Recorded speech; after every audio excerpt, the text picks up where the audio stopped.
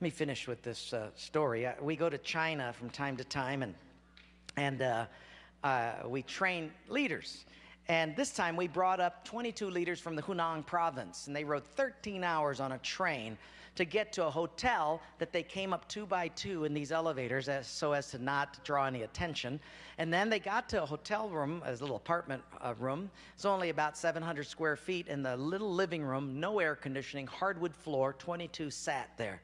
I came in, and when you teach in China, you start at 8 in the morning and you don't get done till 5 at night. You teach the whole day. They were sitting there, all 22 of them, and I looked around and I said, now, if we get caught, what will happen to me? They said, oh, you'll get deported in 24 hours and we'll go to prison for 3 years. I said, you're kidding. How many of you have been in prison for your faith? Out of 22, 18 raised their hands. I thought, no way.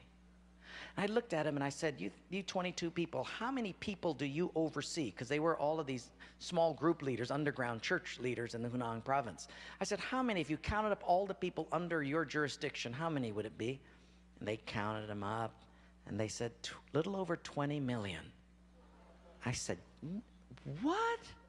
See, we forget there's 1.3 billion people in China. This is crazy. Well, I had 15 Bibles, and I passed them out. Obviously, 7 didn't get them. And I said, let's turn to 2 Peter chapter 1, and we're going to read it. And just then, one lady handed hers to somebody next to her. And I thought, interesting. Well, we turned there anyway, and as we started reading it, I understood why she gave it away. She had memorized the whole thing. She just recited the whole chapter. When it was done, I went over to her at a break, and I said, you recited the whole chapter. She says, oh yes, I've memorized many chapters. I said, where did you memorize so many chapters? She said, in prison. I said, you have much time in prison.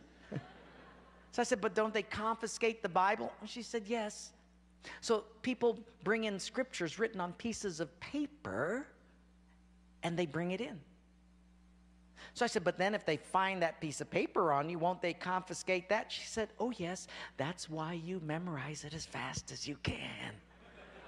Because even though they can take the paper away, they can't take what's hidden in your heart. I thought, wow. Well, after 3 days, you fall in love with these people. And when it was done, I said, how can I pray for you? I'm going to go back to America, and you guys have been just so wonderful. How can I pray for you? They said, you know, Wayne, you guys can gather like this whenever you want to in America. We can't. Could you pray that one day we'll be just like you? And I looked at him and I said, I will not do that. Big incredulous eyes looked at me and they said, why? I said, because you guys rode a train for 13 hours to get here. In my country, if you've got to drive more than an hour, people don't come. You sat on a wooden floor for 3 days.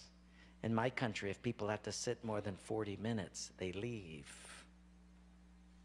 You sat not only here for 3 days on a hard wooden floor, but you did it without air conditioning. In my country, if it's not padded pews and air conditioning, people don't often come back. In my country, we have an average of 2 Bibles per family. We don't read any of them. You hardly have any Bibles, and you memorize them from pieces of paper. I will not pray that we become like, you become like us, but I will pray that we become just like you.